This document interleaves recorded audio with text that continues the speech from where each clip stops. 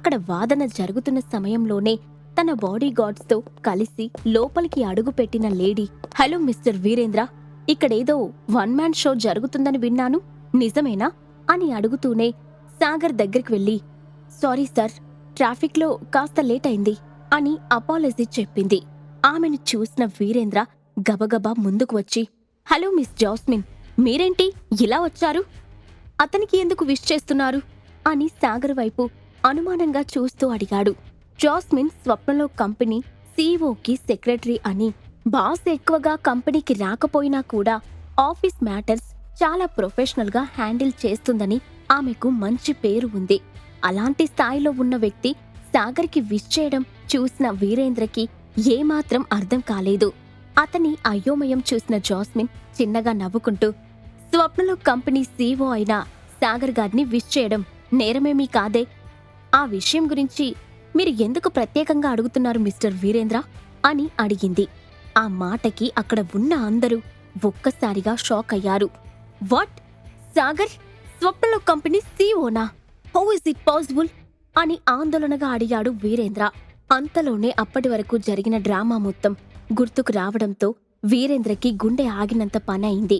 అదే సమయంలో నొప్పి నుండి తేరుకుని పైకి లేచిన భువన్ ఆ మాట వినడంతోనే కలరా వచ్చిన కోడీలాగా గజగజ వణికిపోయాడు. ఏదో ఒకటి చెయ్యి అన్నట్టు మేనమామ వైపు బేలగా చూశాడు. ఐఎమ్ వెరీ సారీ సార్, మీ గురించి తెలియక ఇలా మాట్లాడాను, ప్లీజ్ ఎక్స్క్యూజ్ మీ అని సాగర్ ముందు నిలబడి క్షమాపణ చెప్పాడు వీరేంద్ర. అయ్యో, the great vice president Virendra నాకు క్షమాపణ చెప్పడమేంటి? మీకున్న పవర్ ముందు నేనెంత? ఆఫ్టర్ ఆల్ ఒక మిడిల్ క్లాస్ వాడిని. కాసేపట్లో ఎలాగో మీ మేనల్లుడి చేతిలో ప్రాణాలు పోగొట్టుకునే అల్పజీవి నాతో ఇలా మాట్లాడొచ్చా అని పెదవుల మీద చిరునవ్వుని, కళ్ళల్లో క్రూరత్వాన్ని ఒకేసారి పలికించాడు సాగర్. ఆ మాటకి ఒక్కసారిగా వీరేంద్ర గొంతు భయంతో తడారిపోయింది. అతి కష్టంగా నోరు తెరిచి సమాధానం చెప్పాలని ప్రయత్నించినా గొంతు పెగలలేదు.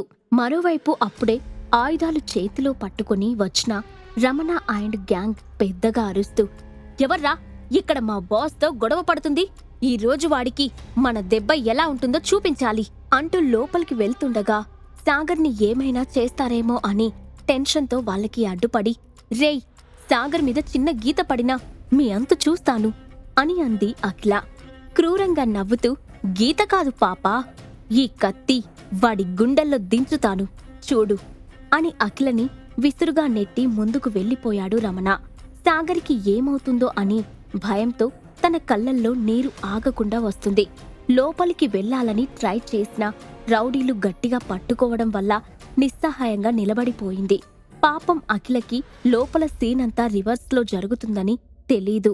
లోపల సైలెంట్గా ఉన్న వీరేంద్రని చూసి, స్పీకౌట్ మిస్టర్ వీరేంద్ర, ఇప్పుడు నేను సీఈఓ అని తెలిసింది కాబట్టి ఇలా మాట్లాడుతున్నారు. అదే నేనొక కామన్ మ్యాన్ అయ్యుంటే మీ పవర్తో అనగదొక్కాలని చూసేవారు కదా. నిమిషానికి ఒకలాగా మారే ఊసర వెళ్లిలాగా రంగులు మారుస్తున్నారు. డోంట్ యూ హ్యావ్ షేమ్ అని గర్జించినట్లే అడిగాడు సాగర్. ఆ మాటకి సిగ్గుతో తలదించుకున్న వీరేంద్ర కాసేపటికి తల తిప్పి దీనంతటికీ కారణమైన మేనల్లుడి గూబ పగలగొట్టి, ఇంకా గుడ్లగూబలాగా నిలబడి చోద్యం చూస్తున్నావేంట్రా, వచ్చి సార్కి క్షమాపణ చెప్పు అని గట్టిగా అరిచాడు. ఆ మాటకి భువన్ నో అన్నట్టు తల ఊపుతుంటే, నీకు మరొక ఆప్షన్ లేదు, వెంటనే సార్ కాళ్ల మీద పడు అని మెడపట్టుకుని ముందుకి తోశాడు వీరేంద్ర. ఆ దెబ్బకి భువన్ సాగర్ కాళ్ల మీద పడి 2 చేతులతో పట్టుకోవడం, హాకీ స్టిక్స్, క్రికెట్ బ్యాట్స్ పట్టుకొని కొంతమంది కుర్రాళ్ళు లోపలికి రావడం ఒకేసారి జరిగాయి. ఇంతలో ఒక అబ్బాయి ముందుకు వచ్చి భువన్ ఎలాంటి పొజిషన్లో ఉన్నాడో కూడా గమనించకుండా, అన్నా, నీ మీద చెయ్యి చేసుకున్నవాడు ఎవడో చెప్పు, వెంటనే వాడి మెడ కోడి మెడ విరిచినట్టు విరిచేస్తాను, ఈ రమణ అంటే ఏంటో చూపిస్తాను అని ఓ రేంజ్లో చెప్పాడు. ఆ మాటకి చేదు వేపకాయ తిన్నట్టు మొహం పెట్టిన భువన్, రేయ్ అంట్లకాకి వెదవా, నీ కళ్ళేమైనా కాకులు ఎత్తుకెళ్లాయా? నేనున్న పొజిషన్ ఏంటి, నువ్వు మాట్లాడుతున్న మాటలేంటి? వెంటనే నీ గ్యాంగ్ను తీసుకుని ఇక్కడి నుంచి వెళ్ళిపో అని ఒక పక్క కోప్పడుతూనే రిక్వెస్ట్ చేశాడు.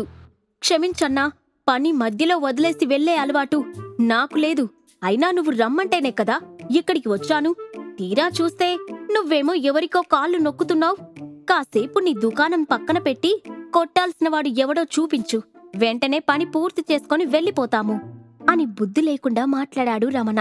ఆ మాటకి కంగారుగా పైకి లేచిన భువన్, రేయ్, నీకు చేతులెత్తి దండం పెడుతున్నాను, దయచేసి నా పరిస్థితి అర్థం చేసుకొని ఇక్కడి నుంచి బయటికి పోరా సామి, బతికుంటే మళ్ళీ వచ్చి కలుస్తాను అని కంగారుగా చెప్తూనే రమణని బయటకు నెట్టి డోర్ క్లోజ్ చేశాడు. అది చూసిన సాగర్ చిన్నగా నవ్వుకుంటూ, అతన్ని బయటకి ఎందుకు పంపించారు మిస్టర్ భువన్? నన్ను ఏదో ఒకటి చేయడానికే అతన్ని పిలిపించారు కదా, అంతలో ఏమైంది అని వెటకారంగా అడిగాడు. సారీ సార్, మీరు ఎవరో తెలియక అలా బిహేవ్ చేశాను, దయచేసి నన్ను క్షమించండి అని సిగ్గు లేకుండా సాగర్ కాళ్ల మీద పడి దీనంగా అడిగాడు భువన్. మీరేం చెప్తున్నారో నాకు క్లియర్గా వినిపించలేదు మిస్టర్ భువన్, రిపీట్ అగైన్ అని పొగరుగా చెప్పాడు సాగర్.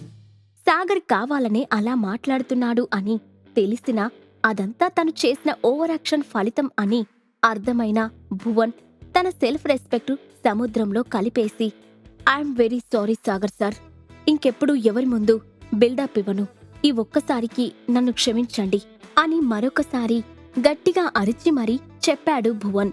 మరి అఖిలా బేబీ పెళ్లి పేరంటం అని ఏదో మాట్లాడావు, మరి దాని సంగతేంటి అని అడిగిన సాగర్తో, ఈ రోజు నుంచి all Indians are my brothers and sisters sir, కలలో కూడా తన గురించి ఆలోచించను, శైలజ ఆంటీ అడిగితే నాకే ఇష్టం లేదని చెప్తాను అని టక్కున జవాబిచ్చాడు భువన్. దట్స్ బెటర్, ఈ రోజు నుంచి నువ్వు తన దరిదాపుల్లో కనిపించినా కూడా క్షమించను, గాట్ ఇట్ అని భువన్కి వార్నింగ్ ఇచ్చి, మిస్టర్ వీరేంద్ర, అధికార గర్వంతో మీరు చేసిన తప్పుకి మిమ్మల్ని డిమోట్ చేస్తున్నాను, మీ స్థానంలో మిస్టర్ త్రివేది ఈ రోజు నుంచి వైస్ ప్రెసిడెంట్గా కంటిన్యూ అవుతారు. అలాగే ఇదంతా జరగడానికి కారణమైన మిస్టర్ భువన్ను కంపెనీ నుండి డిస్మిస్ చేస్తున్నాను. మిస్ జాస్మిన్, వెంటనే ఈ ప్రాసెస్ కంప్లీట్ అయ్యేలా చూడండి అని ఆర్డర్ వేసి బయటకు వెళ్లిపోయాడు సాగర్. అతను గ్రౌండ్ ఫ్లోర్కి వచ్చేసరికి అతని కోసం ఎదురు చూస్తున్న అఖిల, రజిత కనిపించారు. సాగర్ని చూసిన అఖిల సంతోషంగా అతని దగ్గరికి పరిగెత్తి వెళ్ళింది. అఖిల ప్రశ్నలకు సాగర్ ఏం సమాధానం చెప్పబోతున్నాడు? భువన్ తనకు తెలిసిన నిజాన్ని అఖిలకు చెప్తాడా? ఈ ప్రశ్నకు సమాధానాలు తెలుసుకోవాలంటే నెక్స్ట్ ఎపిసోడ్ వినాల్సిందే.